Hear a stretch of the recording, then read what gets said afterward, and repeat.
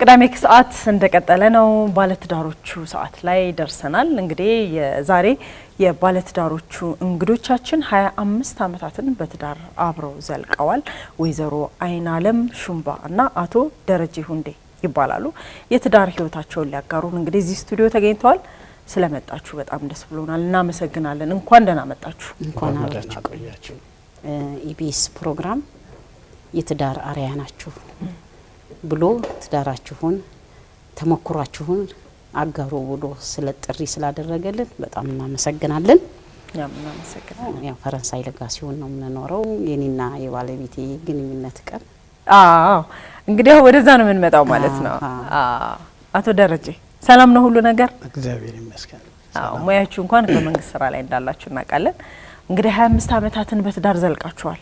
እንኳን ደስ ያላችሁ። ስለዚህ ቀን እንኳን አብረን ደረሰልን። ይሄ እኮ ቀላል ነገር አይደለም። እውነትም ቅድም እንግዲህ ትንሽ ስናነሳ ነበረ ትዳር የሚመሰረትበት ምክንያቶች በጣም ብዙ ናቸው። ወደ ድሮ ልመልሳችሁ እስቲ። የትዳር የመጀመሪያ ለዚህ ቀን መብቃታችን የመጀመሪያ ጊዜ ግንኙነታችን እኔ ተወልጄ ያደግኩት አሰላ የሚባል ሀገር ነው። እሱ ደግሞ ከአሰላ ራቅ ያለ አካባቢ ጢጆ የሚባል አካባቢ ነው የሚኖረውና ያ ሀገር ደግሞ ከ8ኛ ወደ 9ኛ ስታልፊ ወደ አሰላ ነው መተሽ ትምህርት የምትጀምሪው። አጋጣሚ እህቱኛ ግቢ ነበር ያለችው። ያው ትምህርቱን ወደዚህ ሽፍት ሲያደርግ ወደ 9ኛ ሲሆን እኛ ጋር መጣ። እህቱ ጋር አንድ ግቢ መኖር እንደ ወንድም እንደ እህት ረጅም ጊዜ አብረን ኖር።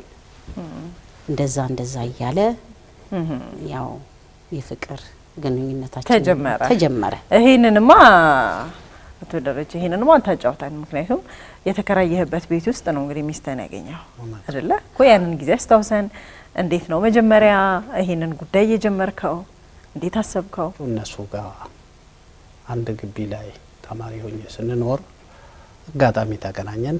እኔ ጭላሎ ትምህርት ቤት የሚባል ነበር የተማርኩት። እንደዛው ስንል እንደ ቤተሰብ ነው እድገታችንም ምናችንም ከነ እህቶቿ ከነ ወንድሞቿ ቤተሰብ ሆነን ነው ያደግነው።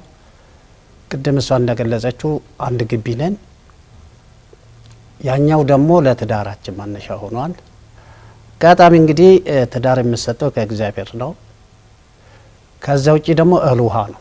እህል ውሃ ያንን መሰረት አድርገን ተገናኘን። እንግዲህ ለ25 ዓመታት 4 ልጆችን አፍርተን 1 ሴት 3 ወንዶችን አፍርተን እስከ ዛሬ ደርሰናል። 25 ዓመት እንግዲህ አሁን የሚመጣ ማዚያ እናከብራለን ብዬ ነው። አመሰግናለሁ። 25 ዓመታችሁ ታከብራላችሁ ማለት ነው ከልጆቻችሁ ጋር። ይሄ በጣም ደስ የሚል ስኬት ነው። ወይዘሮ አይናለም መጀመሪያ ለትዳር ጥያቄ ሲያቀርብ ፍቃደኛ ነበር? አስበሽው ነበረ? አዎ፣ ምክንያቱም እንደ ቤተሰብ ነው ያደግነው እዛ ግቢ ውስጥ። እንደ ወንድም ትምህርት ቤት ሁሉ ስንሄድ አብረን ነው የምንሄደው። አንዳንድ ጊዜ የሆነ ነገር ሲመጣ የጸጉር መሰሪያ ብር ስጠኝ እለዋለሁ። በቃ እህቱ በጣም ትወደኛለች። እህቱ ጋር ሄጄ እሱ ሲያጠና ቁጭ ብሎ እኔ ሄጄ ቁርስ እንደ ቤቴ ነው ባይዘው እንደ ቤተሰብ ነው ያደግነው። እና እንትን ነበርኩ፣ ደስተኛ ነበርኩ ሲጠይቀኝ። በቃ በአንድ ጊዜ የሆነ 12ኛ አጠናቀው የሆነ ፕሮግራም ነበረ። እዛ ፕሮግራም ላይ የሱም የኔም ጓደኛ ነበር ያ ሰውና እዛ ፕሮግራም ላይ መሸ። ሲመሽ አብረን አንድ ግቢ ስለምንገባ ልክ የዛን ቀን ነው ጥያቄውን ያቀረበልኝ። አጋጣሚውን ያችን ተጠቅሞ ነው ወይስ በፊትም መጀመሪያ ውስጥ የነበረ ነገር ነበር ማለት ነው? እንደዛ ነው፣ ቤተሰባዊነት ነው። በቃ እኔ እንትን ነው እሱ ዝምተኛ ነው ባይዘዌ። በቃ እኔ ደግሞ አንዳንድ ነገር ጥናት ምናምን ሲያጠናቶና አንዳንድ ቦታ እንደርሰን እንጣ ምናምን እለዋለሁ። እና በዛ በቃ እኔ እንትንም ምንም ግርም ያለኝ ነገር አልነበረም። በቃ መጀመሪያም ጀመራችሁት ስለነበረ ጉዳዩ ወደዚህ ሲቀየር ብዙም አዲስ ነገር አልነበረም። ተለማምዳችሁ ነበር። አልሆነ ትዳር ውስጥ ከገባችሁ በኋላ ግን ሁለታችሁ ብቻችሁን ስትኖሩ በፊት እንደነበረው አይነት አይደለም። በፊት አሁን ቤተሰብ አለ፣ በዙሪያችሁ ብዙ ሰዎች አሉ። ለብቻችሁ ስትኖሩ ግን ትዳር ሌላ መልክ ነው ያለው። እንዴት አገኘሹ ትዳር? ከቤተሰብ ወጣ ብለሽ ለብቻሽ ስትኖሪ ብዙ ነገሮችን ያስተምራል። ብዙ በስሩ በጣም ሰፊ ስራዎች ይጠይቃል። እኛ እዛ የነበረውና ለብቻችን ሆነን በተለይ ልጆች ከመጡ በኋላ መልካቸውን እየቀያየሩ እየተስተካከሉ እያረምሻቸው እያከምሻቸው የምትይዣቸው ብዙ ነገሮች አሉ እና ያንን ነገር ደግሞ ለመወጣት የራስ እውቀት ይጠይቃል፣ የራስ ብልሃት ይጠይቃል፣ የራስ ጥበብ ይጠይቃል። እነዛን ጥበብ ደግሞ ለመወጣት በጣም ብዙ የምታወልጃቸው ነገሮች አሉና የራሴ ጥበብና ብልሃት እውነትም ፍቅር ስለነበረብኝ እያረምኩ እያስተካከልኩ ነው ሲጓዝና እዚህ ድረስ ላደርሰው የቻልኩት። ለባለቤትሽ በጣም ፍቅር አለሽ? በጣም ነው የምወደው። እንዴት ነው የምትገልጪው እስኪ? ወደዋለሁ፣ በጣም ነው የምወደው። እኔ ነኝ እንደውም ወድሃለሁ ምለው፣ እሱ ብዙም የመውደድ ጥያቄ አያነሳም። በጣም ይገርምሽ ነገር ዝም ነው የሚለው እሱ እና በቃ በጣም ወደዋለሁ። ቤተሰቦቼ ያውቃሉ በጣም እንደምወደው እና በቃ በትንሽ ነገር ነው የምንኖረው። በቃ እንዴት ብዬ ልንገርሽ፣ የሆነ ችግር እንኳን ሲፈጠር ልጆቼ እንዲያውቁ የዝግ ስብሰባ ለምባይዘው ችግር ሲፈጠር የምንወያይበት እንትኖች አሉ። ስለዚህ ልጆቼ ሌላ ነገር እንዳይቀርጹ ብዬ የዝግ ስብሰባ አለን። እዛ ስብሰባ መጀመሪያ ከራስ ጋር ስብሰባ አድርግለዋለሁ። ማታ ልንነጋገር ከፈለግን ያንን የተነጋገርን መቼም አልጋ ባልጋ አይሆንም። ትዳር በጣም ብዙ መስፈርቶች አሉት ትዳር። ግን እንደዛም ሆኖ ትዳርን አሸንፎ መውጣትና እዚህ መድረስ ደግሞ ቀላል አይደለም። በጣም ትልቅ ፕሮጀክት ነው ትዳር ባይዘው እና ያንን ፕሮጀክትሽን እስከ መጨረሻው ጫፍ ለማድረግ ያንቺ እውቀት ይጠይቃል። ስለዚህ እንደዛ ተነጋግረን በስብሰባ ላይ ውይይት አድርገን ነው ወደ ልጆቻችን ፍሪ ሆነን የምንወጣው። አንዳንድ ችግር ሲሆን ባይነ ነው የምንናበበው። ስለዚህ ያው አንድ ትዳርሽ ላይ ስትኖሪ ምን አለ መሰለሽ ያንቺን የማትፈልጊያቸውን ባህሪ እሱ የሚያውቅ ከሆነ እኔ የሱን ማቅ ከሆነ ትኖሪያለሽ በቃ በመቻቻል ወይስ በማለፍ እነዛን ነገሮች ችለሽ በማለፍ ወይስ በማስተካከል? እስቲ ደረጃ እዚህ ላይ አሁን አሪፍ ነገር ነው ያነሳችሁ። ምክንያቱም እኔ ያለኝ ባህሪ እሱ ያለው ባህሪ የተለያየ ነው። አስቸጋሪ ሊሆኑ ይችላሉ። እነዛን ባህሪዎች ልናቃቸው እንችላለን፣ ግን እያወቅናቸው መታገስ ያቀተናል። እንዴት ነው የምናልፋቸው? ትዳር በዋናነት ትዕግስት ይፈልጋል። ከትዕግስት ውጭም ደግሞ መነጋገር፣ መቻቻል ወይ ደግሞ መወያየት። እኔና እሷ አብዛኛውን ጊዜ እንዲሁ በሳይንም እንናበባለን። ዝም ብሎ ዳይሬክት ንግግር ሳይሆን በእይታም እንግባባለን። ሶስተኛ ሰው እናስገባም። ራሳችን መወያየት፣ መነጋገር። ይሄ ነገር ትክክል አይደለም ከተባለ መታረም ነው፣ እንተራረማለን። ትልቁ እንግዲህ ከናንተ ከሴቶቹ ስፔሻሊ ሁሉ ነገር ሴቶች ወንዶቹን የማረም የማስተካከል የማይፈልጉትን ነገር ደግሞ እሷ የማትፈልገው ነው የማንፈልገው ነገር መነጋገር። ከተነጋገርን በኋላ ያንን እኔ ማናረግም እሷ ማታረግም።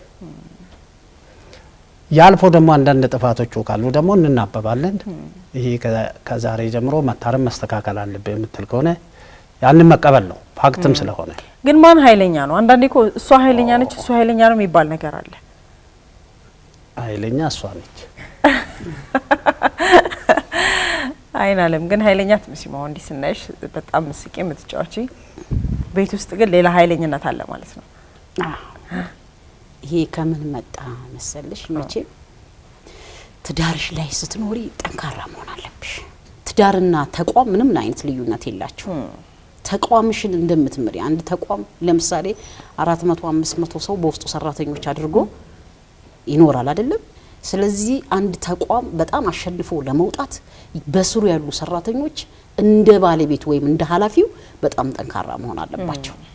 እና የስራውም ስኬታማ የሚሞጣው የሰራተኞች ጥንካሬ ያሰሪው ስርዓት ነው። ስለዚህ ነው እኔ አሁን እሱም ላይ አብዛኛውን ጊዜ ማልፈልጋቸው ባህሪ ያሉ ከጓደኞቼ ጋር ልጫወት ማምሸት አለብኝ ምናምን ሲል እኔ አልወድም። የዛን ጊዜ ስሬስሊ ነው አይሆንም። ህግ ነው። አዎ ህግ ነው። ሁለተኛ ነገር ደግሞ ልጆቼ ማታ ሁለታችንም ስራ ውለን ነው የምንገባው ልጆቻችንም በፍቅር ነው የሚጠብቁን እኔና እሱ ስንቁጭ ብለን ከነሱ ጋር ደግሞ ስለ ቀን ውሏችን ስለ ነበረው ምናምን እናወራለን ታሪክም እያነሳን እነሱ ፊት እናወራለንና ደስ ይላቸዋል በጣም ነው የሚሉት ይሄንን እንትንና በቃ አይጠግቡንም ልጆቻችን ራሱ ልጆች እኮ ከምንም በላይ ጊዜ ነው የሚፈልጉት እውነት ነው እናንተ ደግሞ በደንብ ለልጆቻችሁ ጊዜ እንደምትሰጡ ነው ያጫውትሽና ያልሽውና እስኪ ልጆች ከመጡ በኋላ አሁን ልጆች ሳይመጡና ልጆች ከመጡ በኋላ ደግሞ ትዳር በራሱ ሌላ የተለየ መልክ ይኖረዋል ልጆቻችሁ ላይ ማን ነው አሁን ልጆች አንድ ወይ አባት ያሟላቀቃል ይባላል እናት እንደዚህ አይነት ነገር አለ እናንተ አዎ አሁን ሴቷ ልጄ በጣም ትሞላቀቃለች አንድ ሴት ነች በጣም እሱ ነው እንትን በብዙ ነገር ከሱ ጋር ነው ያላት ሼሪንግ እኔ ብዙ ነገር ስርዓት ይዘው እንዲኖሩ ወይም ደግሞ ወደፊትም ከኛም ጋር ላይ ኖር ይችላል ልጆችሽም ራሱ የራስሽን ነው ይዘው ቀርጸው የሚወጡት ስለዚህ ወደፊት ከኛ ቀርጸው ይዘው የወጡት ባህሪና አሁን ከኛ ጋር አብረው የሚኖሩት ባህሪ እንዳይለያይ አንድ አይነት አጣጥመው እንዲኖሩ ብዬ በስርዓት ነው እንትን ምነውና እሱ አሁን ሴቷ ልጄን በጣም የመንከባከብ እንትን አለው እኔ ደግሞ እንደዚህ አይደለም ለምን ይሄ ቢሆን ይሄ ነው እንደዚህ አይነት አይደለም ምክንያቱም አንድ ሴት ስለሆነች ብቻ እንትን ብለህ ሌሎቹን ደግሞ እንዳይቀየሙብኝ ልጆቹ ሁላቸው በተፈጥሮ ምንድነው አንድ ሴት ስለሆነ ሶስት ወንዶች ስለሆነ ወደሷ የማድላት አለ ብቻዋንም ስለሆነች ማለት ነው ከዛ አንግል እንጂ ልጆችሽን አታበላልጭም በተፈጥሮ ልዩነት የላቸውም ሁሉም የራስሽ እስከሆኑ ግን ብቻዋን በመሆኗ ለነሱ የሚደረግና ለሷ የሚደረግ አንደኛ በሴትነቷ ውድ የኢቢኤስ ቴሌቪዥን ተመልካቾች ይህ በስክሪኑ ላይ የምትመለከቱት ትክክለኛው የፌስቡክ አካውንታችን ነው እንደተለመደው በፕሮግራሞቻችን ላይ ያላችሁን ገንቢ አስተያየት እየጻፋችሁልን ላይክ እና ሼር ማድረጋችሁን ለማስታወስ እንወዳለን ኢቢኤስ ቴሌቪዥን የርሶ ቀዳሚ ምርጫ ብዙ ጊዜ ባለትዳሮች በትዳር አብረው ሲቆዩ በተለይም ረጅም ዓመት ሲያሳልፉ ትዳራቸው ላይ ኑሯቸው ላይ ልጆቻቸው ላይ ህይወታቸው ላይ እንጂ ይሄ የፍቅር ጊዜ ማሳለፍን ወጣ ብሎ የመዝናናትን ለብቻ ጊዜ መውሰድን ነገር ትንሽ ምንዘነጋው ይመስላል እንደ ሁሉንም ማለት ባይቻልም ማለት ነው አይናለም ግን ብዙ ጊዜ ስለባልሽ ስታወሪ እኛም ያወቅንሽ በዛ ነው በቃ በደብ ጮክ ብለሽ ስለባለቤት ስታወሪ ይሰማል እና እስኪ እዚህ ላይ ለራሳችሁ ጊዜ እንዴት ነው የምትወስዱት ባልሽን እንዴት ነው የምትገልጪው አዎ እንግዲህ ባለቤቴ እንደወደውም እዚህ ደረጃም ለመድረስ በጣም ብዙ ምክንያቶች አሉ ከቤተሰብ ጀምሮ ነው ብዬሻለሁ መነሻው ቤተሰቦቼ በጣም ይወዱታል ለቤተሰቤ ሟች ነው እሱ በመከራም በዩ በደስታም በዩ በተለያየ ችግር የማይቀየር እውነት ይዞ ከኔ ጎን ነው ያለው ያ ነገሩ በጣም እንደወደው ያድርጉኛል እንደገና ደግሞ ልጆቼም በጣም ነው የልጆቼ ነገር አይሆንለትም እኔ ወጥቼ ራሱ ስልክ አስሬ ነው የሚደውለው የደረስኩበትን ከታተለኛል የሆነ ቅርፊቴ ላይ እንኳን ችግር የሆነ የሚያዛዝን መልክ የሆነ ክፍት ያለኝ ነገር እንኳን ቢኖር ምንድነው ችግሩ ብሎ ይጠይቀኛልና ጥሩ ስብዕና ያለው ሰው ነው እውነቴን ነው የምልሽ እኔ ብዙ ባለትዳሮች ሳስብ ጌታ ሆይ የዚህን ሰው ልብኔ እንደው አንዳንድ ብዙ ተሰሚያለሽ ብዙ ትዳራቸው በመቻቻል እንዳለው ቀደም ትግስት በማጣት ብዙ ነገሮች ነገር እንትን ሲላቸው እናያለንና እኔ እንደው የኔ ባል እንደው እግዚአብሔር ወይ እንደው ልቦናውን አይቀይርብኝ ነው ማለት በእውነት ነው ምንሽ ለምን መሰለሽ ብዙ ተደክሞበት የመጣ ትዳር ነው ብዙ መስዋዕትነት ተከፍሎበት የመጣ ትዳር ነው እንደገና በቃ በጣም የሚገርምሽ ነገር በጣም መልካም ሰው ነው ባይዘው ደግም ነው ምንም ነገር ማውጣለት የለኝም እኔ አሁን ለሱ ይሄን አውጭልኝ ብትይ እኔ ለነግርሽ ከምችለው በላይ ጥቅምን መሰረት ያላደረገ እኔም ትዳሪን ስመሰርተው ጥቅምን መሰረት ያላደረኩ አብረን በቃ በትንሽ ነገር አድገን ትልቅ ቦታ እንደምንደርስ ራሴን አሳምኜ ትዳሩን እንትን ከማለቴ በፊት እንኳን ቤተሰቦቼ ጥሩ እይታ አልነበራቸውም ትዳር በቃ ብዬ ሰውጣ እንዴት ቤተሰብ ሆነን ጋብቻ ተፈጠረ የሚል ነገር ከቅርበታችሁ የተነሳ ማለት ነው። እንዴት ብለው በቃ ቤተሰብ ጥሩ እንትን አልነበራቸውምና ሽምግልና እንደውም ስንልክ የኔ ቤተሰቦች ያለ መቀበል ነበር። የስጋ ዝምድና ግን የለም ለምን እንደው በቃ ግን ያው ከአሰላ ጀምሮ ከቤተሰብ ጀምሮ ቀረርቡ ስላለ ማለት ነው። እና በቃ እኔ የሱ ስብዕና ነው በቃ እንትን ብዬ መኖር አለብን ብዬ እንደውም ለምን አብረን አንኖርም በቃ ቤተሰብ በጣም ብዙ ፕሪንሲፕል ያበዛ ነው። እኔ ግን ከእውነት ወድሃለሁ ለመኖር እንችላለን ብለን እዚህ ደረስን። ስለዚህ ትክክል ውሳኔሽ ትክክል ነበር። አዎ በጣም ምንም ያፈርኩትም ነገርም የለም። በነገርሽ ላይ በህይወት እዚህ እስክንደርስ ድረስ በእኔና እሱ ኬዝ እንኳን እንዲሁ እንደዚህ ተጣልተንም አናውቅ። እንደዚህ ጎላ ጸብም የለንም እውነት። እንደዚህ በህይወት ታሪክ እንደዚህ በቃ አንዳንዴ የሆነ ያጋጭሻል። ቅድም ያነሷቸው ነገሮች ከጓደኛ ጋር ውጪ ላምሽ የሚል ነገር በቃ አልወድም። ስራ ፍሪ ከሆነ አብሮኝ መሆን ነው የምፈልገውና እንደዚህ ሁለት ነገሮች ካልሆኑ በስተቀር እኔ በሌላ ነገር እንትን የምልበትም ነገር የለም። ስለዚህ ያ መልካምነቱ ምንም የምቀይረው ሀሳብ ላይ ብዙ ጊዜ ማህበራዊ ጉዳዮች አሉ። አሁን ሰርግ አለ፣ ለቅሶ አለ፣ የተለያዩ ጉዳዮች አሉ። ቤተሰብ አብራችሁ የምትሄዱት ጊዜ ካለው የሱ ስራ በጣም እንትን ነውና ጊዜ ካለው አብረን ነው የምንሄደው። ከዛ ውጪ እኔ እሱን ጥዬ የትም አልሄድም። ደስ ይላል። ለመዝናናት የራሳችሁን ጊዜ ትወስዳላችሁ። አሁን እንግዲህ መልሽ 25 አመት ቀላል አይደለም። የምንረሳቸው ነገሮች አሉ ብዬሻለሁ። ይሄ ስንኖር ለራሳችን ጊዜ መስጠትን ይሄ ልክ በፊት ሳትጋቢ እንደነበረው አይነት ሁለታችሁ ብቻ ጊዜ ያለ መስጠት ነገር አላል። እንደሱ አይነት ልምድ አላችሁ? ያረጀኝ ጊዜ ይወስደን እንደዚህ ወደ መዝናኛ ቦታ የተለያዩ ቦታ የመሄዱ እድሉ ብዙም የለንም። አልፎ አልፎ ነው የተወሰነ ቦታ የምንሄደው። ከእንግዲህ የመሄዱ ቻንስ አለ። ምክንያቱም ልጆቹም አድገዋል። አሁን ሁሉም ወደ ማደጉ ደረጃ ነው ያለው እንጂ ከዛም በፊት እኔም ከስራ መጣው ልጆቹ ጋር ነኝ፣ እሷም ከስራ መጣች። ወደ ልጆቹ ነው የምናደላው። የመጨረሻ ልጆቹ ስንት አመት? 5 አመት የመጨረሻ ልጆቻችን ባይዘው ልዩነታቸው የ6 አመት የ5 አመት ልዩነት ነው ያላቸው። ተራርቆ ነው የተወለዱት።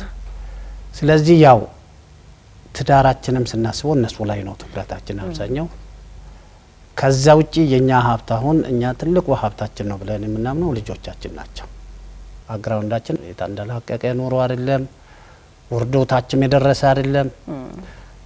ማከለኛ የሆነ ህይወት ላይ ስለቆየን ብዙውን ጊዜ የመዝናናቱ የተለያየ ቦታ የመሄዱ ምናምን ድሉ አልነበረንም። ግን አልፎ አልፎ ዝም ብሎ ካፌ ሄደን ተራ አንዳንድ ታዋቂ ሆቴሎች አካባቢ ሻይ መጠጣቱ አልፎ አልፎ እሷል እንጂ ጊዜያችን ላይፋችን ብዙውን ጊዜ ቤታችን ከልጆቻችን ጋር ነው ያሳለፈው። ከልጆቻችሁ ጋር እንዴት ቤትሽ የምታገኙ ደስታ ጭንቀት ከሌለ ቤት ውስጥ ደስታ ይመጣል። ከቤት ውስጥ ይወጣል ወደምትሄጂበት ወደምትንቀሳቀሽበት አካባቢ ዋናው ደስታ። በነገርሽ ላይ እኔ አሁን በጣም ቤቴ ደስተኛ ነኝ። 25 አመት እኔ አንድ ቀን ሰው ካልሞተብኝ በስተቀር ከፍቶኛ አቅም እውነት ለመናገር ብዙ ሰዎችን ደግሞ እላቸዋለሁ እንደው እንዴት ነው ይጠይቁኛል እኮ ብዙ ሰዎች አይንዬ እንደው ባለቤትሽን አስሬ ነው ከቢሮ ጀምሮ ይሉኛል ስላቸው እንደው አንድ ቀን መቼ ነው ከፍቶሽ የምናየው ሲሉኝ እኔ ሰው ሲሞትብኝ ብቻ ነው ሰው ሀዘን የሚሰማኝ። እውነቴን ነው የምልሽና በትዳሬ ደስተኛ ከመሆኔ የተነሳ በአካባቢም እንደዛ ነው፣ በመስሪያ ቤት ደረጃም እንደዛ ነው።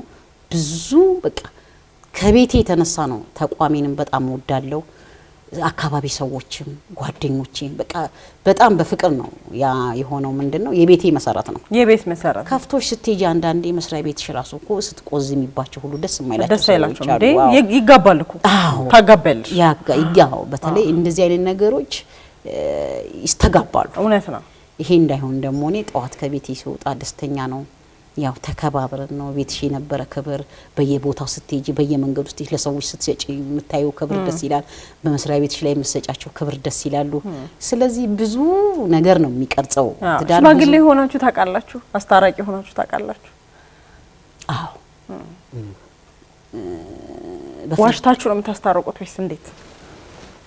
አይ ትዳር አካባቢ ችግሮቹን መለየት ያስፈልጋል። አንደኛ ትዳር ምንድነው የሚያጋጨው ምለው ከሁለቱ በኩል ምንድነው የሚያጋጫቸው? መሰረቱ መታወቅ አለበት። መሰረቱን ካየሽ በኋላ በእኛ አቅም የሚፈታ ከሆነ በእንደዛ ነው። አብዛኛውን ጊዜ እውነተኛው መሰረት አድርጎ ምክር መለገስ ነው፣ ማሳየት ነው። ትዳር ውስጥ እኛ ስንመጣ የነበሩ ሂደቶቹን ማሳየት ነው። ሰው መቼም ፍጹም አይደለም።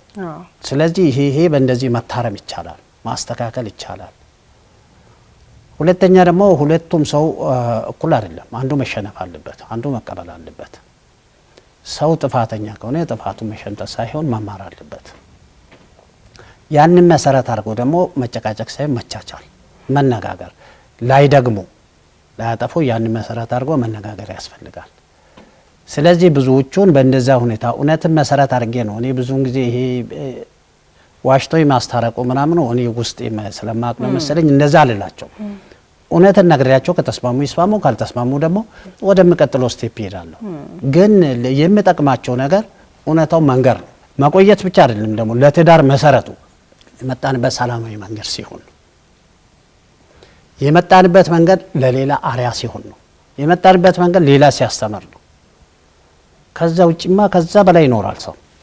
ስለዚህ ይሄንን ነው ማለት መኖሩ ሳይሆን በሰላም መኖሩ ነው ዋናው ነገር ነው። እንግዲህ አሁን ለሚጋቡ መጋባት ላሰቡ በትዳር ላይ ላሉም ሰዎች ትዳራቸው ላይ የተለያዩ ነገሮች ለሚፈጠርባቸው ሰዎች ምናልባት የመጨረሻ ጥያቄ ነው አይናለም እንደው ከራሴ ልምድ ይሄንን ቢወስዱ በመተው ካለ የመጨረሻ ጥያቄያችን። በመሰረቱ እንግዲህ እንደተነጋገርነው ትዳር ብዙ መስፈርቶች አሉት። እዛ ትዳር ውስጥ ደግሞ ብዙ ስራ አለው ብያለሁ ቅድም። መተሳሰብ፣ መከባበር፣ መዋደዱ ሁሉ ነገር የሚመጣው በራስሽ ጥበብ ትዳርሽን በራስሽ እውቀት ስትመሪው ነው ያልኩት ቅድም። ለዚህ ቦታ ይሆናል ብዬ አስባለሁ። እና መጀመሪያ ያው ለሚጋቡትም ሆነ በትዳር ላይ ያሉ ሰዎች መጀመሪያ መከባበር ያስፈልጋል፣ መደማመጥ ያስፈልጋል። ትልቁ ስራ መሆን ያለበት መከባበር ነው። ስለዚህ በመመካከር አስቸጋሪ ነገሮች እንኳን ቢሆኑ ትዳር እየታከመም ነው የሚዘለቀው። ከሕክምና በላይ እንኳን ከሆነ እንደው አስቸጋሪ እንኳን ከሆነ ያንን ትዳር ሰርጀሪ ማርገሽም ቢሆን ወደ ቦታው ተመልሻዋለሽ። ይሄ ምንድነው? የራስ ጥንካሬና የራስ ብቃት ነው። እውነቴን ነው እንጂ እና ዝም ብሎ ትዳር አብረን ስለኖር እኔ አሁን በጣም ደስ የሚለኝ ለምን ደስ ይልሻል ብትይ እንዴት አድርጌ እንዴት አይነት ስራ እየሰራሁበት እዚህ እንደደረስኩ ሰዎች ደግሞ እኔ እንደማደርጉ ቢያደርጉ ሰዎች ጋር እኔ ጋር ያለ ተሰጦ ሌላ ሰው ጋር ላይ ይችላል ቢያክሙት ታከማል። ትዳር ለመፍታት ቶሎ መቸኮል አያስፈልግም። ትዳር ይታከማል። ሰዎች አይደለም በበሽታ አይደለም የሚታከመው ሰው። ትዳርም ራሱ ሕክምና አለው። ከሕክምናም በላይ ሰርጀሪ ያለው ብዬሻለሁ። ስለዚህ ያን ደረጃ አድርሶ ነው ውጤታማ አድርጎ ሰውም አሁን እጢ ምናምን መውጣት አለበት ይባላል። ለምንድን ነው እንደዛ የሚባለው? ያ ሰው ጤነኛ እንዲሆን በሕክምና ደግሞ ማለት ያንን ግለሰብ ባልሽን መክረሽ አልመለስ ካለ ወደ መጨረሻው ደረጃ ደግሞ እስቲ ውስጥ ያለውን ሰርጀሪ ደግሞ ተደርጎ ጤንነቱን ላዳምጦት ያለሽ እዛ ደረጃ ሁሉ ይደረሳል ለማለት ፈልጌ ነውና በቃ ይታከማልና በመተሳሰብ በመነጋገር እያከማቸው አቆዩት። ከዛ ደግሞ ፍሬው ውጤቱ ያምራል ብዬ አስባለሁ። ጤነኛ ነው የሚሆነው። በቃ ጤነኛ በጣም አሪፍ መልእክት ነው። እውነት ነው። ትዳራችሁን እያከማቸው አቆዩት። በጣም ከባሰ እንኳን በሰርጀሪ መውጣት ያለበት ነገር መውጣት አለበት። እውነት ነው። ከዚያ በኋላ በጤና መኖር ይቻላል ነው። እውነት ነው። ዋናው እንግዲህ እሱ ስለሆነ እንግዲህ ወይዘሮ አይናለም አቶ ደረጀ ዛሬ 25 ዓመት የዘለቀ የትዳር ጉዟችሁን ስለ ልጆቻችሁም እንግዲህ ያጫወታችሁን ስለነበረን ጊዜ በጣም ነው እናመሰግነው። እኛም እናመሰግናለን። የባለትዳሮቹ ሰዓት እንግዲህ ከነ ወይዘሮ አይናለም ጋር ያደረግነው ቆይታ ይሄንን ይመስላል። ወደ ሌሎች የቅዳሜን ከሰዓት ዝግጅቶቻችን አለፍን። አብራችሁ